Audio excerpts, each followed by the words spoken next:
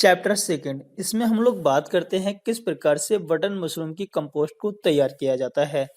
किसान भाइयों, इसमें हम आपको बताते हैं दो प्रकार से किस तरह से हम लोग बटन मशरूम की कंपोस्ट तैयार करते हैं। प्रथम विधि में थोड़ा समय ज़्यादा लगता है। प्रथम विधि से खाद तैयार करने के लिए 28 से लेकर 30 दिन का समय लग जाता है। व द्वितीय विधि में 15 दिन से लेकर 16 दिन का समय लगता है। हम बात करेंगे प्रथम विधि में किस प्रकार से कंपोस्ट को बनाने की तैयारी की जाती है। सबसे पहले ध्यान दिया जाता है जहाँ भी हम लोग बटन मशरूम का कंपोस्ट बनाने की तैयारी करते हैं, वहाँ पर एक छायादार एक स्थान होना चाहिए। वह स्थान नीचे से पक्का फर्श हो। वहाँ पर यह देख लें कि वहाँ साफ सफाई अच्छे से होनी चाहिए।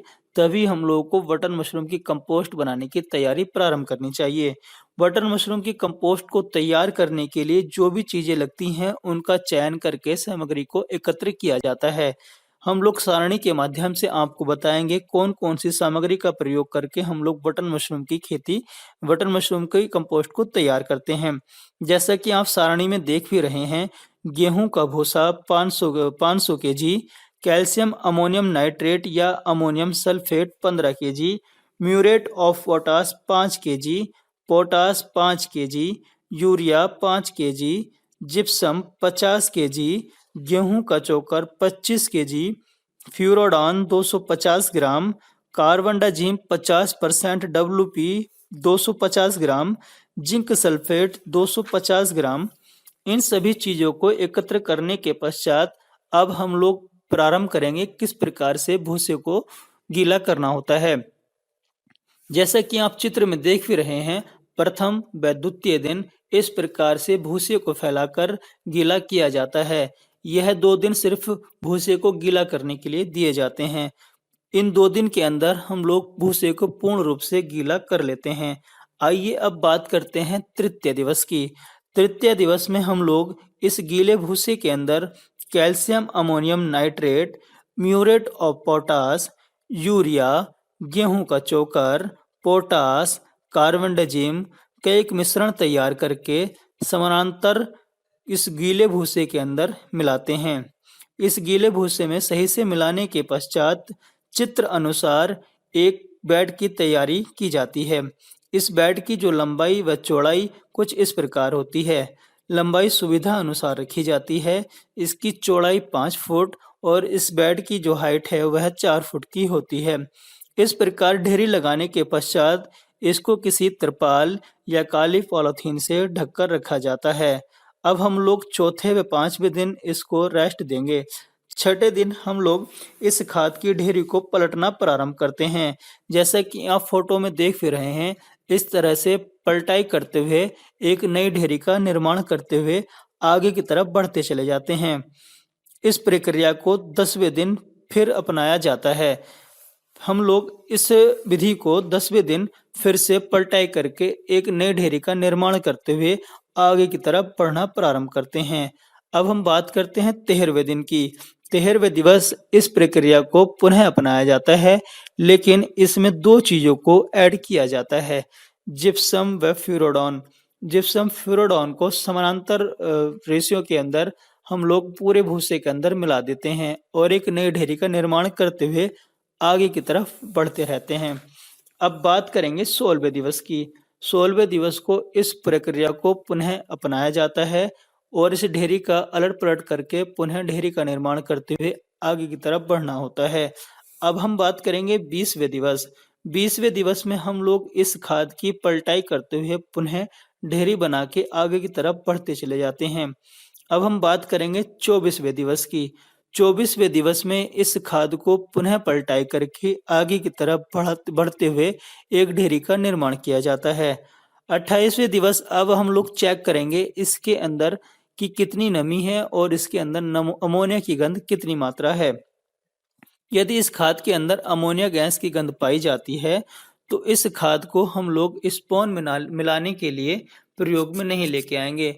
अब हमको यह चीज़ ध्यान देनी होती है, यदि इस कंपोस्ट का तापमान हमारे हाथ को ज़्यादा गर्म महसूस होता है तो हमको यह देख लेना है, इसको ठंडा करने के लिए 10 से 12 घंटे फैलाकर छोड़ दिया जाता है।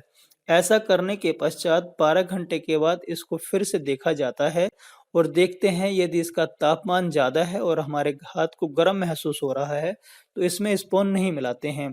फिर इसको 10 या 12 घंटे छोड़कर फिर दोबारा चेक करते हैं। जब तक इसका तापमान हमारे बॉडी के तापमान के बराबर या हमको ऐसा महसूस ना हो कि यह ज़्यादा गर्म है, तब इसमें स्पून मिलाने का सही समय होता है। और जब हमको एटमॉस्फेयर यानी कि वातावरण के बराबर एक तापमान वाली कंपोस्ट प्राप्त हो जाती है, तब इसके अंदर हम लोग स्पून मिलाने की तैयारी करते हैं।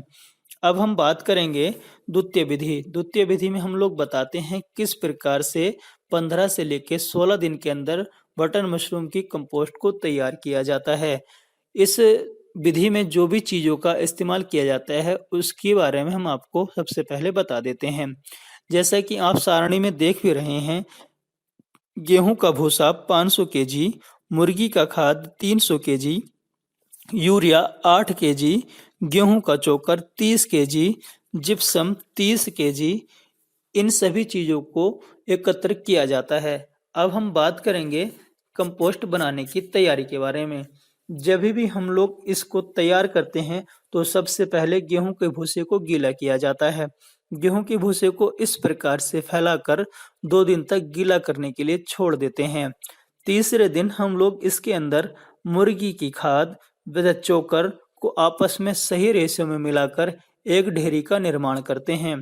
ढेरी की लंबाई सुविधा अनुसार कितनी भी हो सकती है। इसकी चौड़ाई 5 फुट, ऊंचाई 4 फुट का निर्माण करके एक ढेरी का निर्माण करते हुए आगे की तरफ बढ़ते चले जाते हैं। अब बात करते हैं छठवें दिवस। छठवें दिवस में हम लोग इस ढेरी की पलटाई पुनः करके एक ढेरी का निर्माण करते हुए आगे की तरफ बढ़ते चले जाते हैं। अब बात करते हैं 10वें दिवस में। 10वें दिवस में हम लोग यूरिया व जिप्सम को समांतर रेशे में मिलाकर इस ढेरी के ऊपर छिड़क के पुनः अलट पलट करके ढेरी का निर्माण करते हुए आगे की तरफ बढ़ते हुए चले जाते हैं। अब हम बात करते हैं 12वें दिवस में। 12वें दिवस में जिस प्रकार से आप फोटो में देख भी रहे हैं, एक टनल के अंदर इस कंपोस्ट को उठा के भर दिया जाता है। 5 से 6 दिन के पश्चात यह टनल को जब खोला जाता है तो यह कंपोस्ट हमको तैयार प्राप्त होती है। इस कंपोस्ट का तापमान ज़्यादा होने की वजह से इसमें स्पून नहीं मिलाया जाता है। इस कंपोस्ट को टनल से बाहर निकालने के पश्चात हम लोग 2 दिन या 12 घंटे के लिए या 24 घंटे के लिए खुला स्थान पे छोड़ देते हैं। ऐसा करने से जो कंपोस्ट के अंदर एक्स्ट्रा अमोनिया गंध होती है वह निकल जाती है और इसके जो तापमान होता है वह भी कम हो जाता है। ऐसा करने के पश्चात हम लोग 1 कुंटल कंपोस्ट के अंदर जो है 700 ग्राम से लेके 800 ग्राम तक स्पून को मिलाते हैं। स्पून मिलाने की विधि और हम लोग किस प्रकार से बैग को फिलिंग करते हैं वह अगले चैप्टर में आपको बताया जाएगा। धन्यवाद।